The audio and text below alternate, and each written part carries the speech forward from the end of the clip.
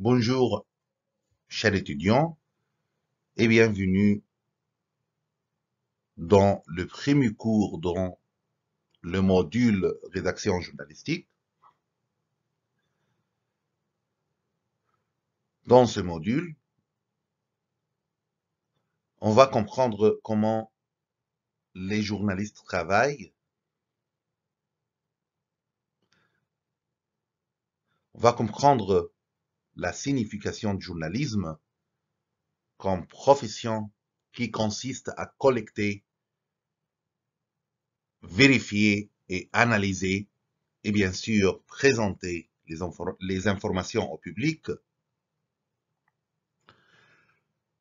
Les journalistes, comme vous le savez, travaillent dans des différents médias, les journaux, les magazines, la télévision, la radio et bien sûr les médias en ligne.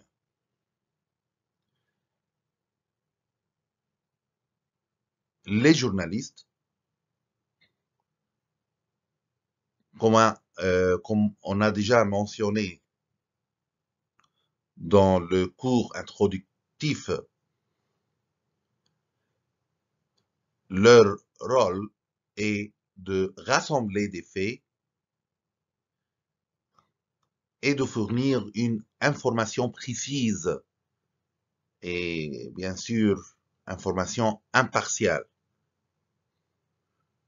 sur des sujets d'intérêt public.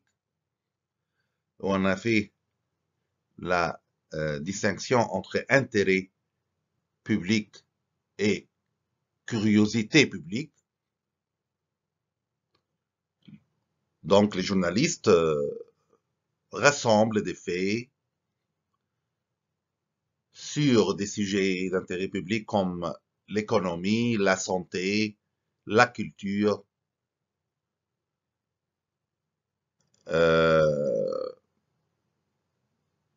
les sports,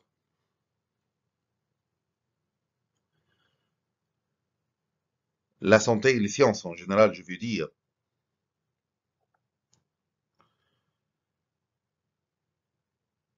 Et quand les journalistes travaillent et écrivent les informations, il y a des règles à suivre donc. Et dans ce module, on va étudier ensemble et comprendre ensemble ces règles. Plan du cours, raconter et un art. Donc, dans ce cours, on va comprendre que raconter dans la culture journalistique est un art, est considéré comme un art, effectivement.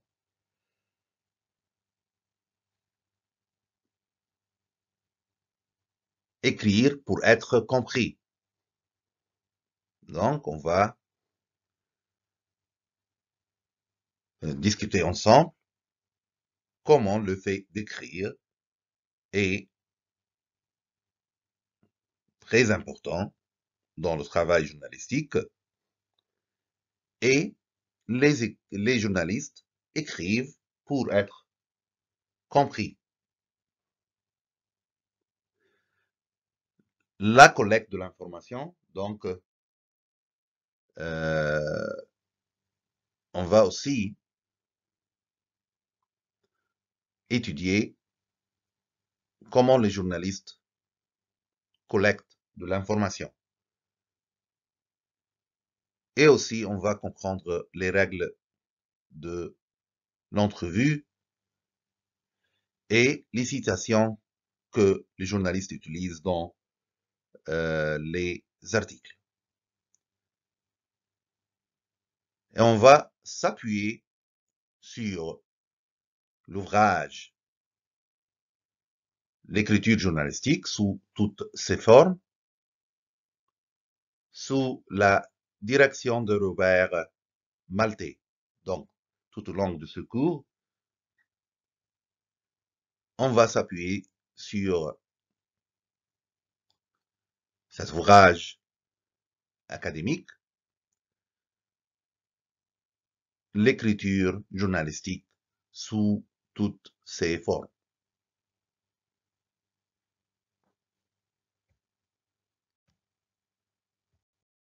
Raconter est un art. L'écriture journalistique possède son propre style. Ça veut dire quoi?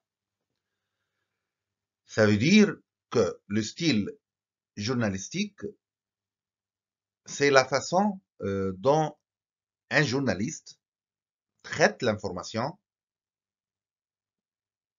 écrit et présente les informations dans un genre journalistique précis. Donc, l'écriture journalistique possède son propre style. Ce n'est pas un roman,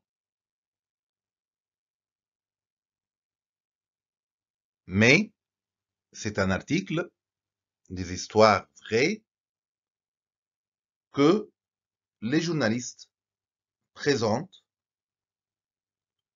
et il doit être clair et intéressant pour le public.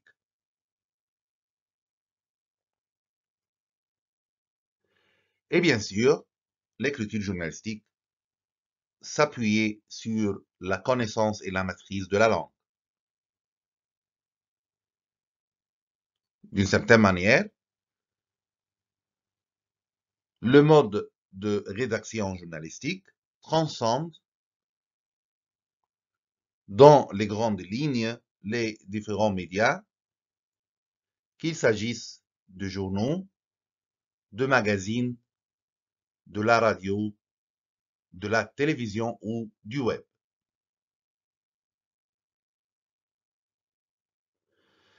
Et bien sûr, le style journalistique peut varier en fonction du média pour lequel le journaliste travaille. Et le style journalistique aussi peut varier selon le genre journalistique,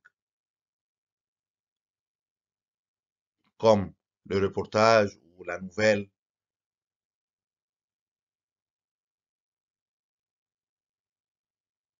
Donc, l'écriture journalistique possède son propre style et il doit s'appuyer sur la connaissance et la maîtrise de la langue. Et d'une certaine manière, ce mode de rédaction transcende dans les grandes lignes les différents médias, qu'il s'agisse de journaux, de magazines, de la radio, de la télévision ou du web.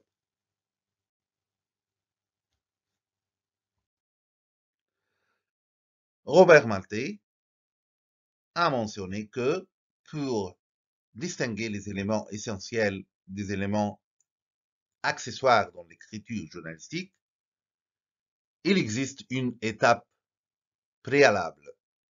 C'est quoi cette étape?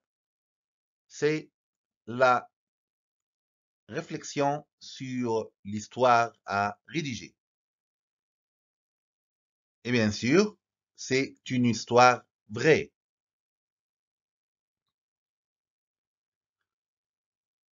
Donc, il y a une étape préalable, celle de la réflexion sur l'histoire vraie à rédiger et sur son contenu.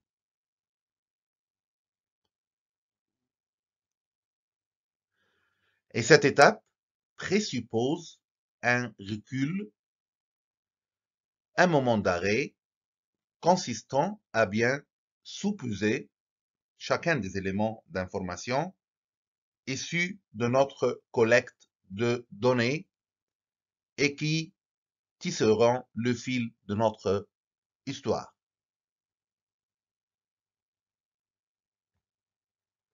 Donc, le journaliste doit euh, prendre le temps de réfléchir à différents éléments concernant son texte, concernant par exemple la nouvelle ou le reportage qu'il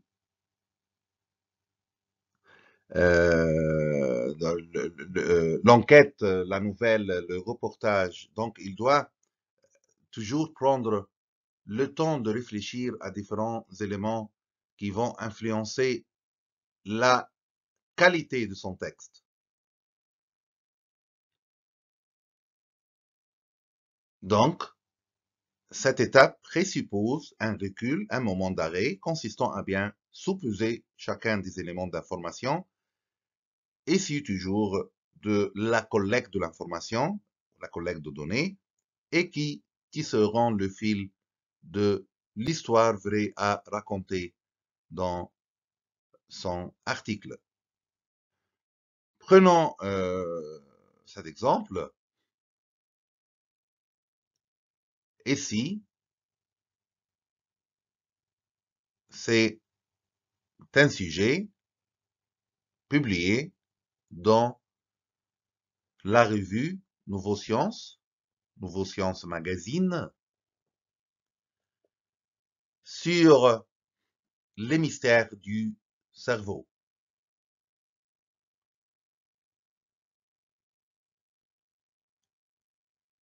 Ici, le journaliste, bien sûr, a bien choisi ce sujet selon une réflexion. Il a posé des différentes questions concernant ce sujet. Comment les symboles des chiffres deviennent représentés dans le cerveau des enfants? Comment s'effectue le traitement sensoriel de la perception des odeurs en lien avec la mémoire? Quelles peuvent être les conséquences graves d'une mauvaise gestion de ces émotions?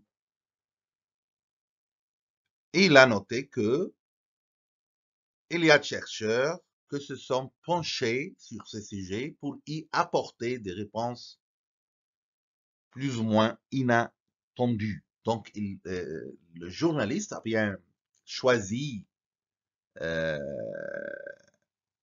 le sujet, il a fait une réflexion, il a posé des questions pour capter l'attention de son lecteur.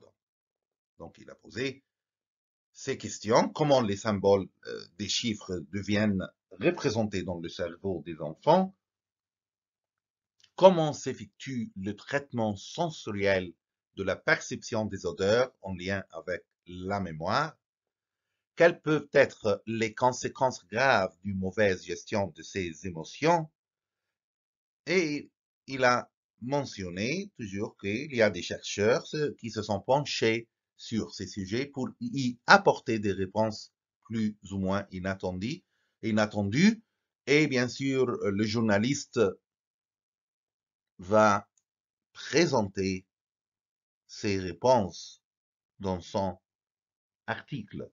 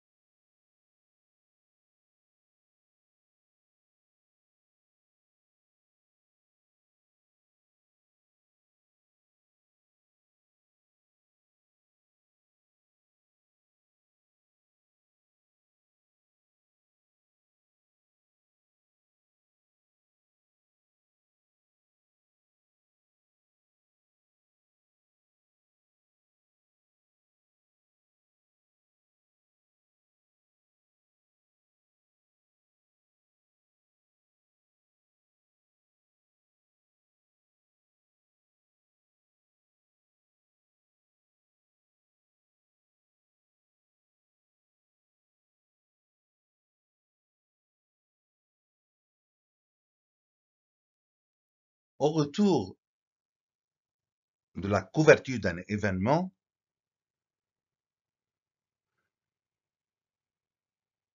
Robert Maltais a présenté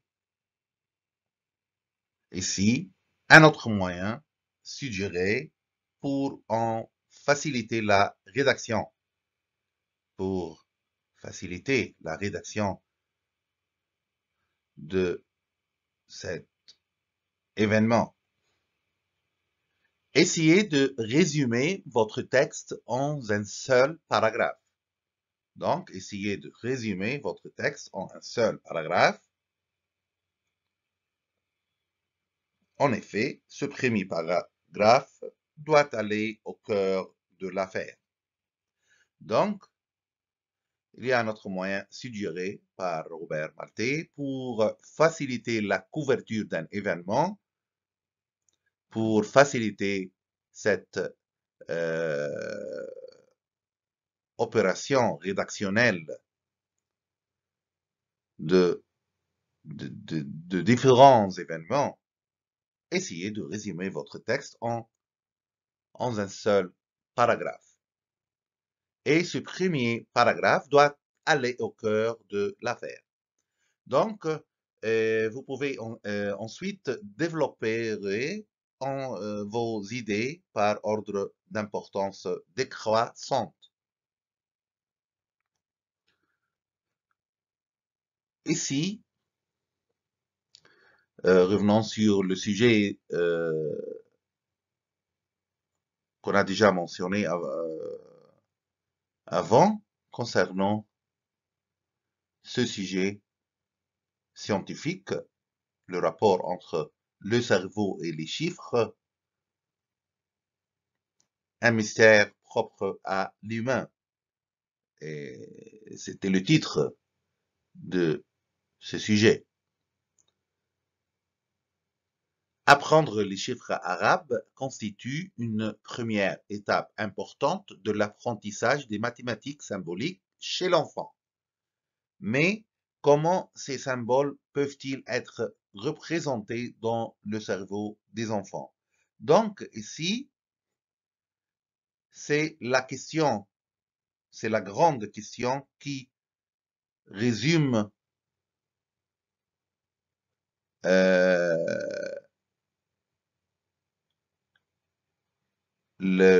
qui résume non le sujet, mais résume l'intention du journaliste de faire comprendre ses lecteurs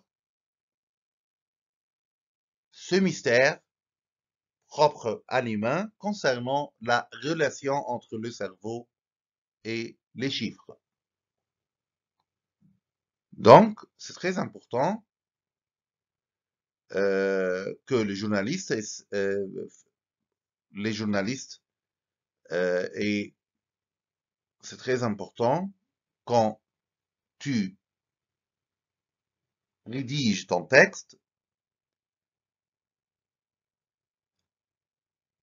de résumer ce texte en un seul paragraphe, en une grande question, parce que ça doit aller, ce premier paragraphe ou cette grande question doit aller au cœur de l'affaire, et puis vous pouvez développer vos idées par ordre d'importance décroissante.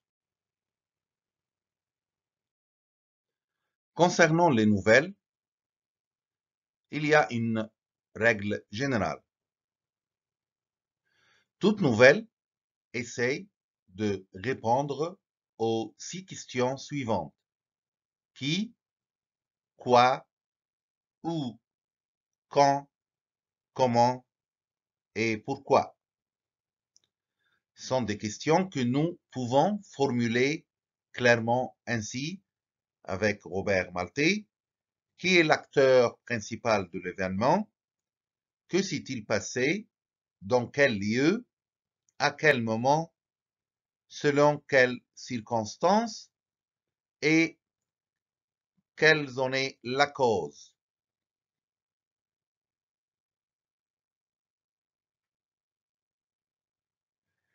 Ce mode de questionnement caractérisait tout autant la pratique journalistique des médias écrits qu'audiovisuels, dont l'influence s'étend aujourd'hui, bien sûr, au journalisme en ligne. Donc, ce mode de questionnement caractérisait tout autant la pratique journalistique des médias écrits qu'audiovisuels, dont l'influence s'étend toujours et s'étend aujourd'hui au journalisme en ligne. C'est la méthode des 5 W et aussi la question comment. En anglais, c'est la règle 5 W's and H. Et cette méthode vise à aborder un sujet journalistique, bien sûr, de manière exhaustive.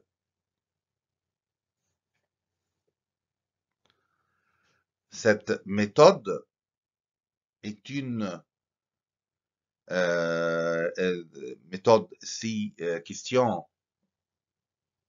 à poser par le journaliste en traitant toujours la nouvelle ou en traitant les événements sont une méthodologie utilisée pour collecter des informations de base lorsque les journalistes travaillent sur une histoire vraie.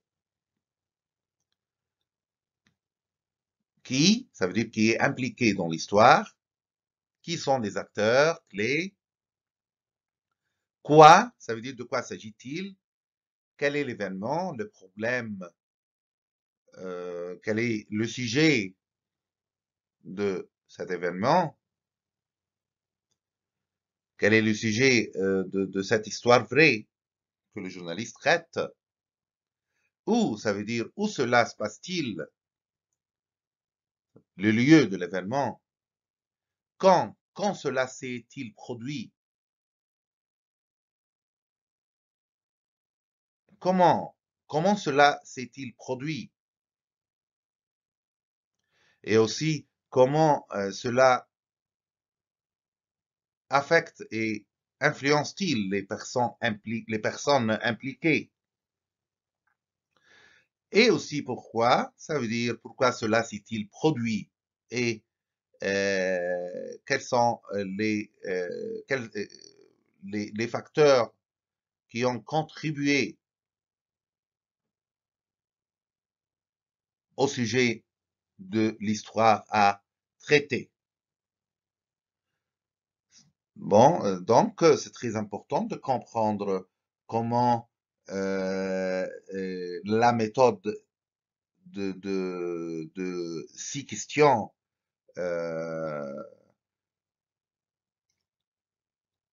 a contribué, comment cette méthode contribue à bien rédiger l'article que le travail que le journaliste traite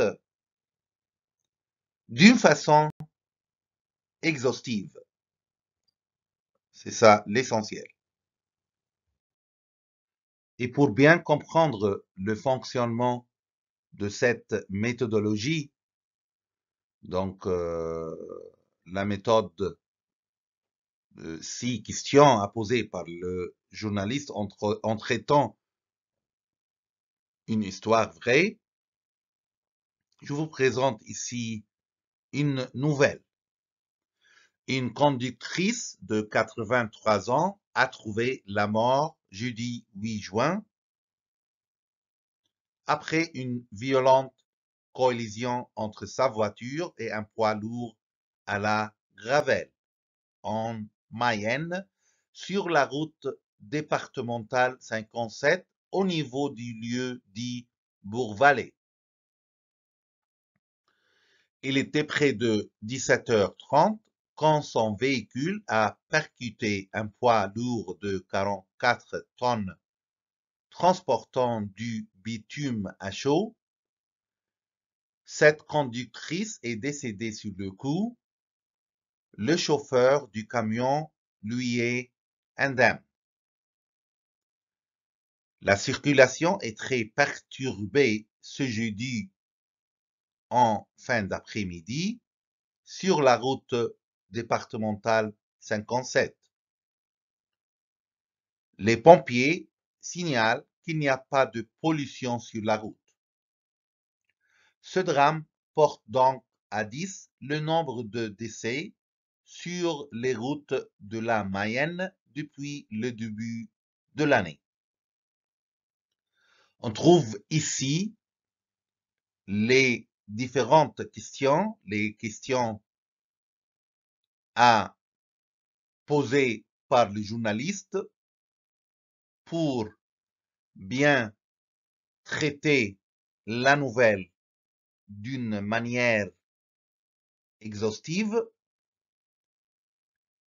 Quoi? Il y a une conductrice de 83 ans qui a trouvé la mort. Pourquoi? Qu'est-ce qui s'est passé? Comment?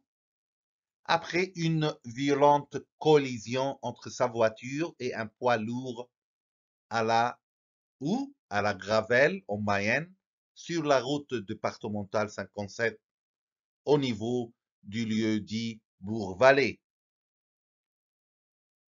Quand il était près de 17h30, quand son véhicule a percuté un poids lourd de 44 tonnes transportant du bitume à chaud. Cette conductrice est décédée sur le coup et le chauffeur du camion lui est indemne. C'est quoi les conséquences? La circulation est très perturbée ce jour de l'accident en fin d'après-midi sur la route départementale 57. Et en même temps, les pompiers signalent qu'il n'y a pas de pollution sur la route. Donc, les questions suivantes, très importantes, comme question à aborder par le journaliste en traitant les différents événements. Les questions que vous vous poserez influenceront la construction de votre nouvelle.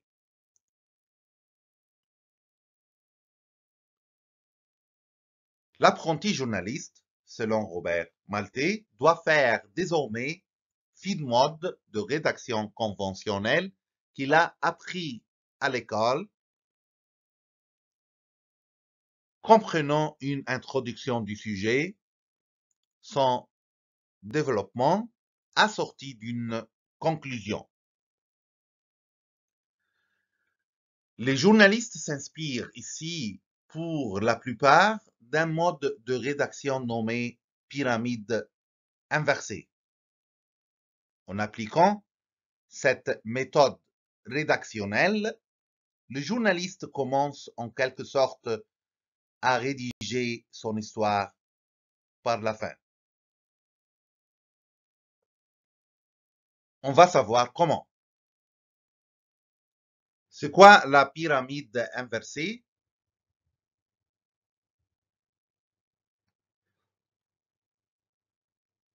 La pyramide inversée est une technique d'écriture, style d'écriture, utilisée par les journalistes pour présenter, pour structurer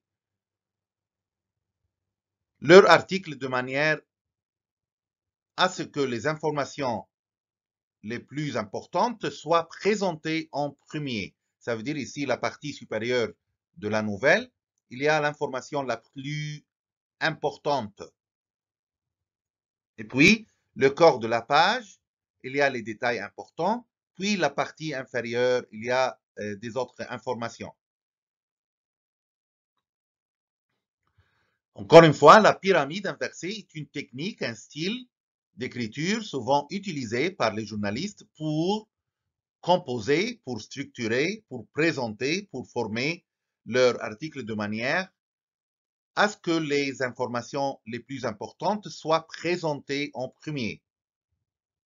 Donc, cette méthode consiste à organiser les informations de plus important au moins important en suivant une structure pyramidale inversée. Donc, c'est pour cela, on nomme ce style d'écriture la pyramide inversée.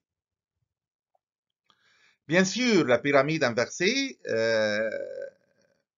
permet au lecteur de comprendre l'essentiel, de comprendre rapidement l'essentiel de cette nouvelle, de la nouvelle à aborder, l'essentiel de l'histoire vraie, même s'ils ne lisent que le premier ligne de l'article.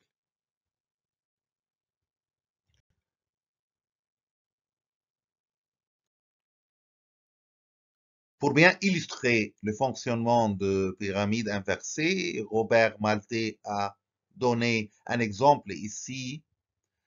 Une fusillade survenue dans un collège. La nouvelle mettra en premier lieu l'accent sur la conséquence de l'événement, sa triste conclusion, soit la dizaine de collégiens qui y ont perdu la vie, et le tireur fou qui s'est sans doute suicidé. Une fois le public informé de la conséquence dramatique de l'événement, il sera toujours temps d'en contextualiser l'histoire, ça veut dire de donner les détails importants.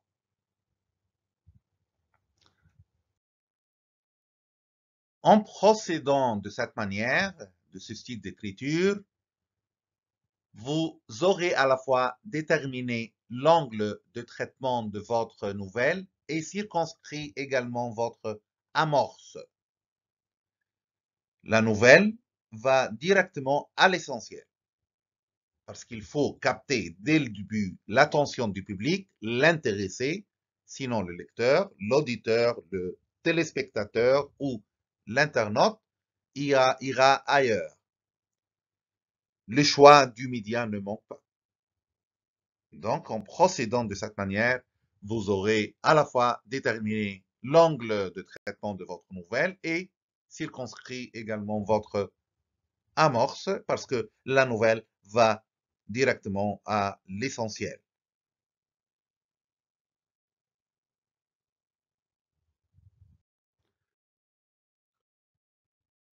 Les notions d'amorce, d'angle de traitement, sont des notions très importantes aussi à comprendre dans le travail de rédaction journalistique.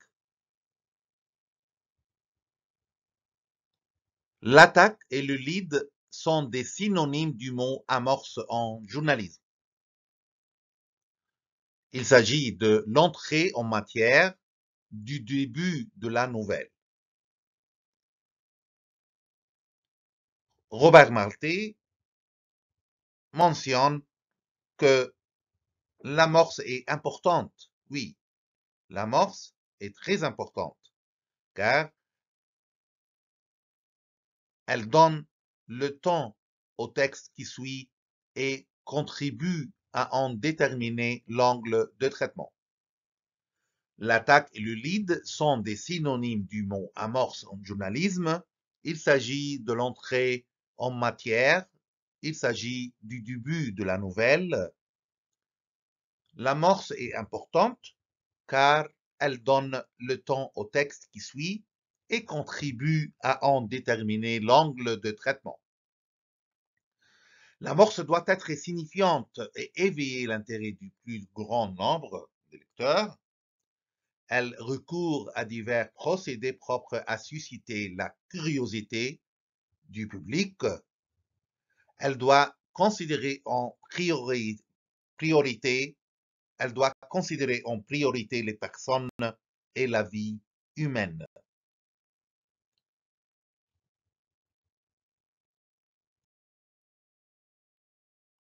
Le choix de l'angle de traitement détermine l'orientation que vous donnerez à votre texte, l'éclairage particulier. Ce choix impliquera nécessairement un tri dans les éléments d'information à votre disposition. Il y a donc lieu de circonscrire les paramètres du sujet qu'on entend traiter en éliminant les angles parasites. Encore une fois, le choix de l'angle de traitement détermine l'orientation que vous donnerez à votre texte, l'éclairage particulier. Ce choix impliquera nécessairement un tri dans les éléments d'information à votre disposition. Il y a donc lieu de circonscrire les paramètres du sujet qu'on entend traiter en éliminant les angles parasites. Pour être intelligible, toute rédaction présuppose un plan, aussi minimal soit-il, où vous aurez formulé vos idées maîtresses par ordre d'importance, les éléments fondamentaux qui constitueront le texte. Un fil conducteur permettra des enchaînements logiques. Effectivement, chaque journaliste écrit pour être compris. Les journalistes écrivent pour être compris. Tout texte journalistique doit être lisible autant qu'intelligible, selon les mots de Robert Maltais. La dernière chose que le public doit se demander, la dernière chose que le public doit se demander à la lecture d'un article ou à l'écoute d'un reportage audio ou vidéo, c'est qu'est-ce que ça peut bien vouloir dire? Dans pareil cas, vous êtes sûr d'avoir raté votre cible. Le public a le droit de comprendre de quoi il retourne et nous devons avoir, comme journalistes, le souci de faire comprendre. Donc, le public a le droit de comprendre de quoi il retourne et nous devons avoir, comme journalistes, en tant que journalistes, le souci de faire comprendre.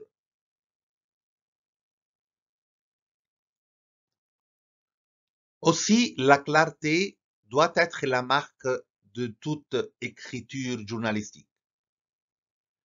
Qui dit clarté dit également simplicité. D'où découle l'importance de la vulgarisation en journalisme.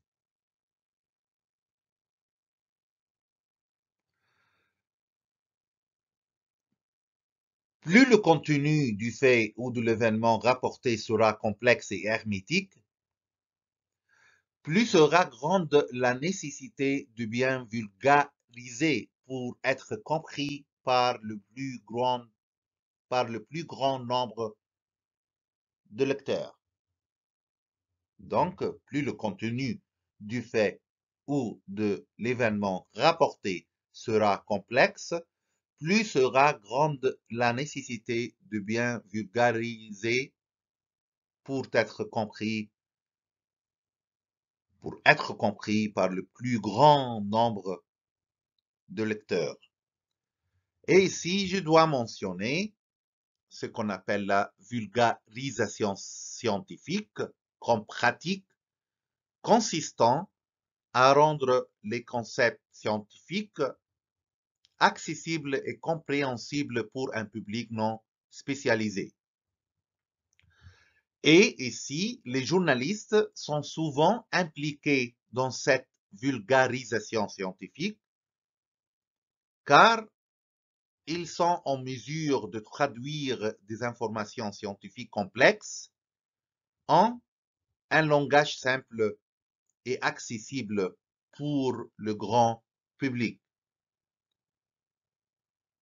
Qui dit clarté, dit également simplicité. Donc, le rôle des journalistes dans cette vulgarisation scientifique est de rendre tout simplement les informations scientifiques compréhensibles et intéressantes pour le public.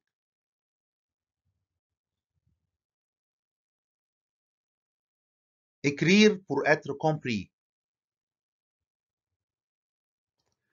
Il faut privilégier un vocabulaire simple, dépouillé de tout jargon bureaucratique, technologique ou scientifique. Les clichés sont tout autant à éviter. Il faut privilégier un vocabulaire simple, dépouillé de tout jargon bureaucratique, technologique ou scientifique. Les clichés sont tout autant à éviter. Et le jargon, c'est le langage technique ou spécialisé utilisé dans un domaine d'expertise particulier, comme par exemple les sciences ou la santé, la médecine, la technologie par exemple. Et le jargon est souvent utilisé pour communiquer des informations précises et complexes. Et pour cela, les journalistes expliquent les notions complexes dans un langage simple. Comme journaliste, en tant que journaliste, vous êtes appelé à traduire la réalité pour la population, en d'autres termes, en d'autres mots, le plus large public possible, ce qui présuppose l'usage d'un langage clair, simple, véhiculant des mots simples et précis. Comme journaliste, vous êtes appelé à traduire la réalité pour le plus large public possible en utilisant un langage clair et simple. L'effort de vulgarisation demandé aux journalistes n'est pas toujours facile. Pour être à même de bien vulgariser, il faut maîtriser son sujet, aussi complexe soit-il, ce qui implique de la rigueur, de l'exhaustivité et de la profondeur lors du processus de collecte de données, de manière à obtenir une vision d'ensemble de l'événement, la plus large perspective possible. Donc, l'effort de vulgarisation demandé aux journalistes n'est pas toujours facile. Pour être à même de bien vulgariser, il faut maîtriser son sujet, aussi complexe soit-il, ce qui implique de la rigueur, de l'exhaustivité et de la profondeur lors du processus de collecte de données, de manière à obtenir une vision d'ensemble de l'événement, la plus large perspective possible.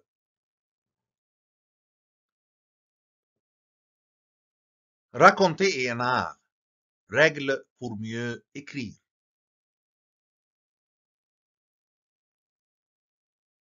Robert Maltais a constaté que la majorité des ouvrages portant sur l'écriture journalistique font largement consensus au sujet des règles pour mieux écrire. Règles dont s'inspirent la plupart des membres de la presse écrite, audiovisuelle ou en ligne. En voici les principales.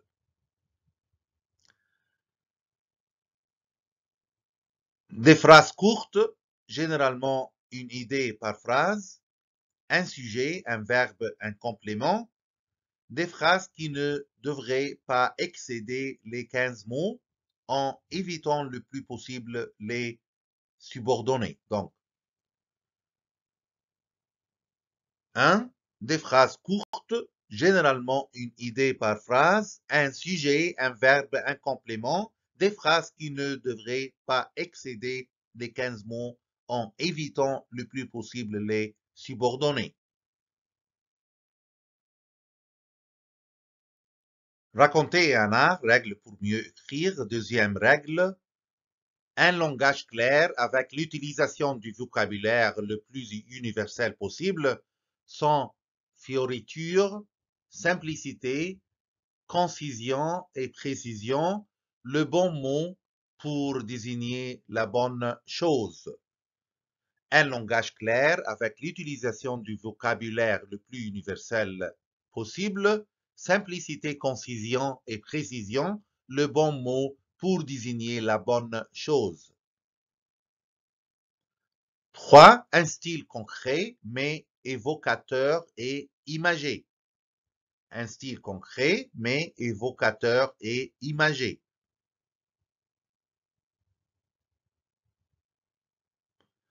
Les verbes, règle numéro 4, les verbes, la forme active plutôt que passive, le temps présent plutôt que le passé composé ou l'imparfait, de manière à donner une connotation actuelle à l'histoire racontée. Donc, concernant les verbes, la forme active plutôt que passive, le temps présent plutôt que le passé composé ou l'imparfait, de manière à donner une connotation actuelle à l'histoire racontée. Règle pour mieux écrire, éviter les inversions grammaticales, les incises, les clichés, les adjectifs et les adverbes inutiles, les formulations compliquées et les tournures négatives. Éviter les inversions grammaticales, les incises, les clichés, les adjectifs et les adverbes inutiles, les formulations compliquées et les tournures négatives. Passons maintenant à la collecte de l'information.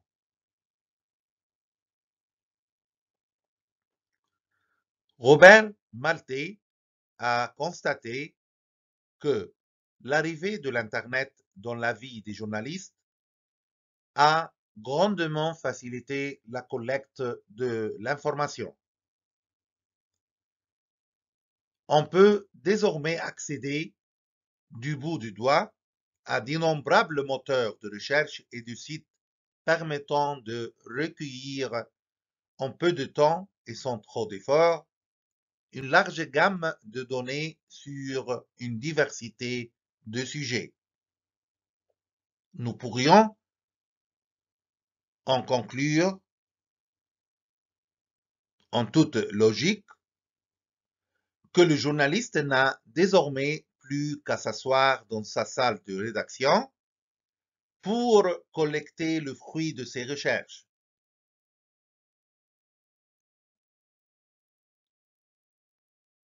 Puis, pour la rédaction de son œuvre journalistique, Maltais ajoute, il n'aura qu'à procéder comme tout usager du web en effectuant de simples opérations consistant en quelques copier-coller. À la limite, notre savant journaliste daignera peut-être se servir du téléphone pour ajouter une ou deux données manquantes qui agrémenteront son texte. Ainsi, Robert Maltais a posé la question suivante. Ce scénario correspond-il bien à la réalité de ce qu'est et doit être le travail de tout véritable journaliste? Et il a répondu 2 fois non. Et on va comprendre pourquoi.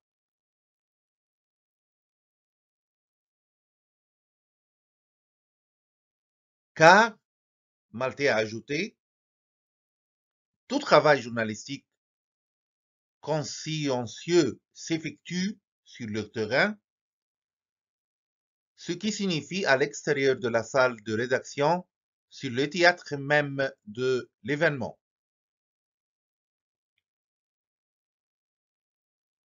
Maltais a répondu 2 fois non à la question qu'il a posée parce que tout travail journalistique consciencieux s'effectue sur le terrain, ce qui signifie à l'extérieur de la salle de rédaction, sur le théâtre même de l'événement. Donc, le journaliste ne peut pas rester dans la salle de rédaction pour écrire l'événement, pour écrire les détails de l'événement. Pourquoi? Parce que nous témoignons comme journalistes de la vie et des activités d'êtres vivants. Or, la vie n'a rien de statique. Elle est en mouvance constante. Selon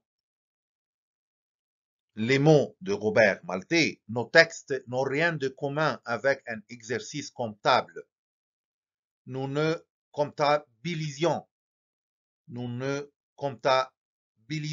ni les faits, ni les événements. Nous racontons les faits, nous racontons les événements le plus humainement possible. Donc, tout travail journalistique consciencieux s'effectue sur le terrain, ce qui signifie à l'extérieur de la salle de rédaction, sur le théâtre même de l'événement, parce que nous témoignons comme journalistes de la vie et des activités d'êtres vivants. Or, la vie n'a rien de statique, elle est en mouvance constante.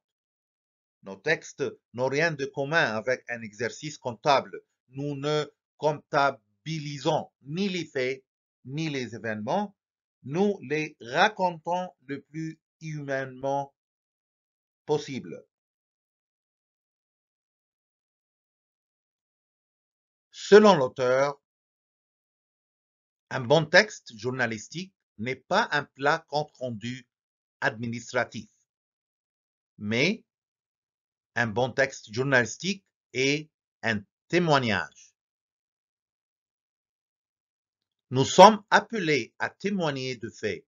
Nous sommes appelés à témoigner d'événements humains. Maltais a posé la question, est-il possible de sentir la vie qui bat dans ce que nous écrivons en tant que journalistes? Nos textes doivent être tout aussi vivants que le sont la vie et les péripéties des acteurs de l'événement. Des gens qui respirent, pensent, agissent, rient et pleurent, selon les circonstances. Aussi, l'écriture journalistique doit être narrative. Il faut raconter plutôt qu'énoncer. Il faut raconter plutôt qu'énoncer. De manière à s'adresser au plus grand nombre de citoyens, le langage doit privilégier un niveau simple. La prise de notes constitue une autre étape majeure de la confection de votre article ou du reportage. Au moment de la couverture sur le terrain, il faut noter le plus d'informations utiles possible de manière à obtenir la plus large perspective de l'événement. Le journaliste doit mener une recherche méthodique des faits, des chiffres et des noms exacts des personnes ressources. La prise de notes constitue une autre étape majeure de la confection de votre article ou du reportage. Au moment de la couverture sur le terrain, il faut noter le plus d'informations utiles possible de manière à obtenir la plus large perspective de l'événement, une recherche méthodique des faits, des chiffres et des noms exacts des personnes ressources. En écrivant, il ne faut jamais oublier la présence du lecteur. Le lecteur est là. Il ne faut jamais oublier sa capacité de juger, d'analyser à tout instant des textes, des articles, des sujets qui l'interpelleront. L'intérêt du lecteur est en quelque sorte notre raison d'être comme journaliste. En tant que journaliste, nous devons avoir constamment à l'esprit que nous sommes en interrelation avec lui.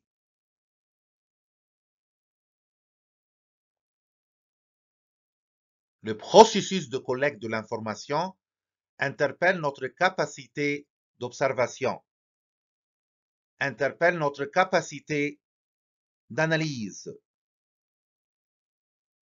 interpelle notre indépendance d'esprit, interpelle notre jugement.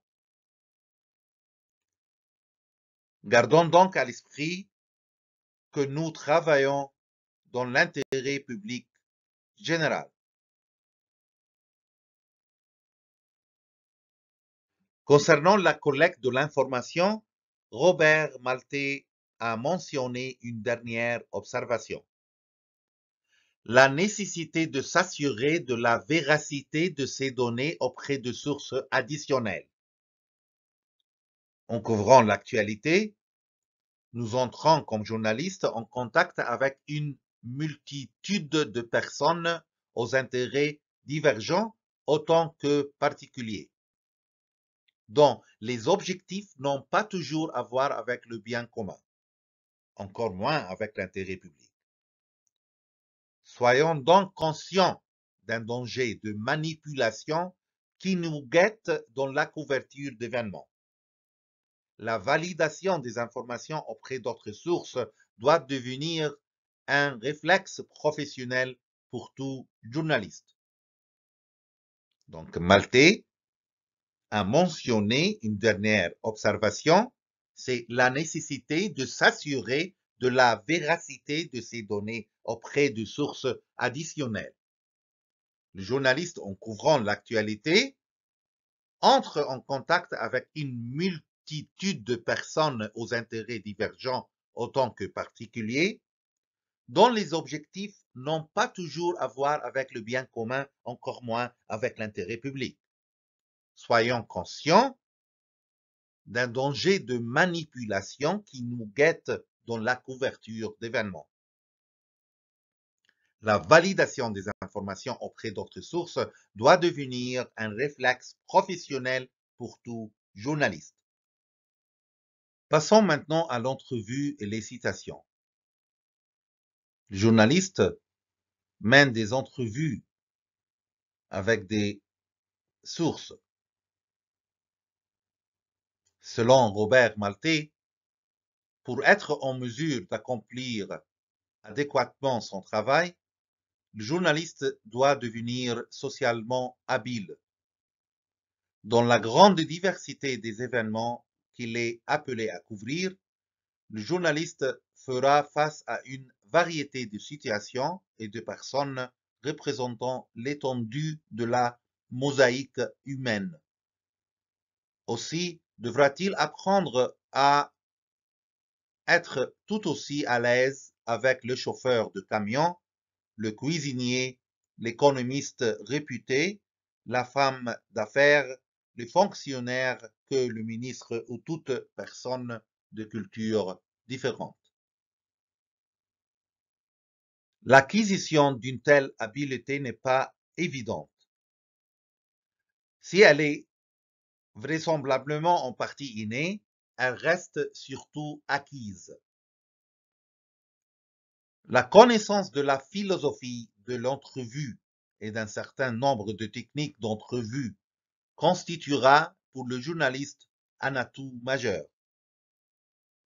Pour réaliser de bonnes entrevues, il faut s'efforcer de créer un climat de confiance avec toute personne que l'on souhaite rencontrer pour mener cette entrevue.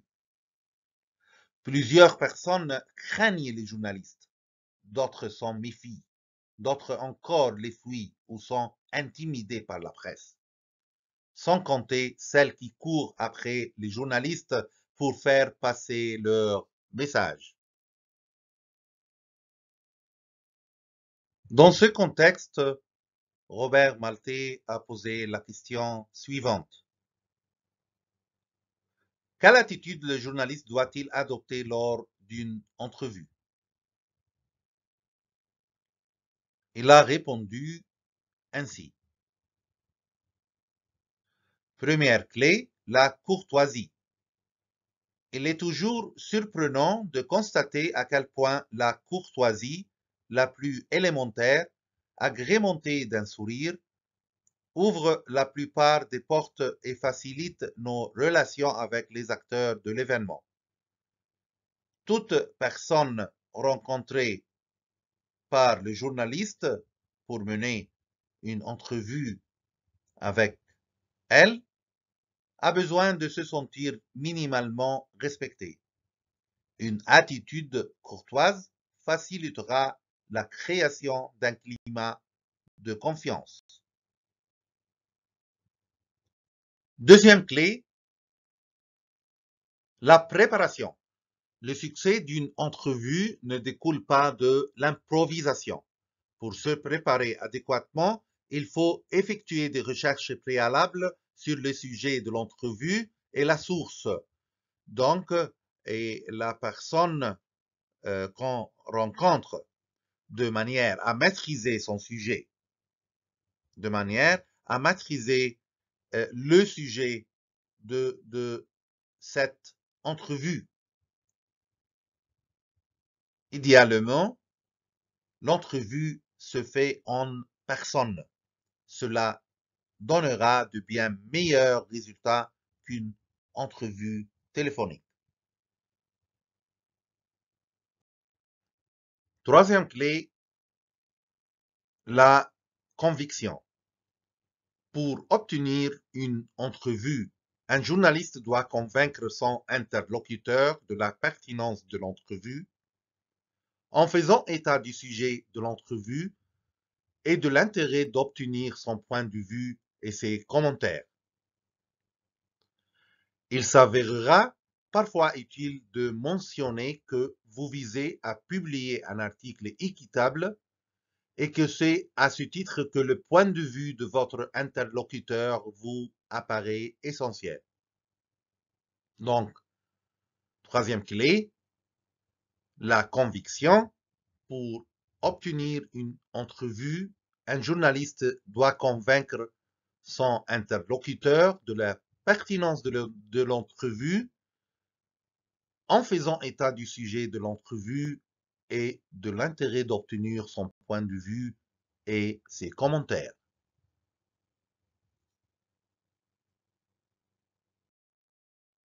Quatrième clé, savoir poser les bonnes questions. Il faut apprendre à poser des questions ouvertes, les plus neutres possibles. Commencez vos interviews par quoi, comment et pourquoi. Ces questions sont ouvertes parce qu'elles permettent un large éventail de réponses et ne piègent pas votre interlocuteur. Elles lui montrent que vous êtes sincèrement intéressé à savoir ce qu'il a à dire, à connaître les faits et leurs causes, et non pas à obtenir les réponses que vous souhaitez recevoir. Toute question ouverte contribue à établir un climat de confiance. Savoir poser les bonnes questions, cela signifie également poser des questions courtes plutôt que longues et touffues. Plus vous encombrez vos questions d'information, moins vous obtiendrez d'informations. Les questions courtes ont plus de chances de susciter des réponses focalisées et détaillées. Cinquième clé, savoir écouter. Les meilleurs journalistes savent écouter leur interlocuteur de façon attentive. Dans une entrevue, les réponses finissent par avoir plus d'importance que les questions. Encore faut-il demeurer attentif aux propos de son interlocuteur et ne pas craindre de lui demander d'étayer ses affirmations. La qualité de votre écoute vous permettra peut-être d'apprendre une information à laquelle vous n'aviez jamais pensé et qui pourrait se révéler capitale pour votre reportage. Sixième clé, évitez les commentaires. Des questions commentées n'ont pas de place dans une entrevue. Une entrevue n'est pas une chronique ou un éditorial. Ce sont des genres journalistiques qu'on va étudier dans les prochains cours. N'ajoutez pas de commentaires dans vos questions. Ceci braque les projecteurs sur vous plutôt que sur votre interlocuteur. Il limite vos chances d'obtenir des réponses précises. Vous déchargez en partie votre interlocuteur de la responsabilité de répondre. En ce qui concerne la sélection des citations, à quoi servent-elles précisément dans un texte journalistique? Robert Maltais a répondu: les citations remplissent plusieurs fonctions, à commencer par mettre de la vie à humaniser votre histoire. Elles lui donnent aussi de la crédibilité. Les lecteurs seront alors à même de juger de la valeur de vos sources, de leur degré de crédibilité. Le choix de la bonne citation permettra de rendre votre histoire intéressante. Pour être lu, Maltais a ajouté: nous avons tout intérêt à écrire des histoires vivantes, crédibles et intéressantes. La citation est l'un des principaux ingrédients d'un bon texte. L'exactitude est le dernier critère, et non le moindre, qui doit caractériser toute citation. On ne peut se permettre de modifier le contenu d'une déclaration au risque imminent de dénaturer la pensée de son auteur. Toute citation doit donc être rigoureusement exacte quant à son contenu, en tout point conforme à l'esprit des propos de vos sources. Seules des modifications d'ordre linguistique peuvent être apportées à une citation, quand il s'agit explicitement de corriger des anglicismes, une phrase grammaticalement erronée et plus ou moins compréhensible, ou encore une série de mots redondants. Merci et à la prochaine.